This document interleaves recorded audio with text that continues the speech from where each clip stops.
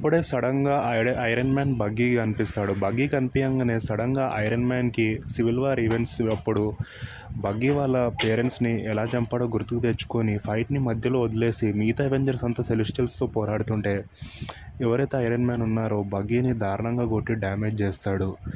ఆ క్యాప్ ఫైట్లో బిజీగా ఉండడం కారణంగా క్యాప్కి ఏం జరుగుతుందో తెలీదు. అయితే టోనీ బగ్గీని చంపేయాలనుకున్నప్పుడు ఇకారిస్ టోనీని చంపేద్దాం అనుకున్నాడు. వాళ్ళని ఎంత డ్యామేజ్ చేసినా వాళ్ళు ఆగట్లేదని చెప్పేసి అప్పుడే బగ్గీ టోనీ ప్రాణాలు కాపాడుతూ మధ్యలోకి వచ్చి చనిపోతాడు.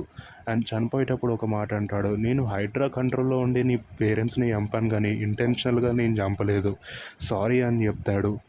దానికి బగ్గీ అక్కడ చనిపోతే తనకి రెస్పెక్ట్ ఇచ్చుకుంటూ తన బాడీని కింద పడి ఫైట్ కంటిన్యూ చేస్తాడు టోనీ.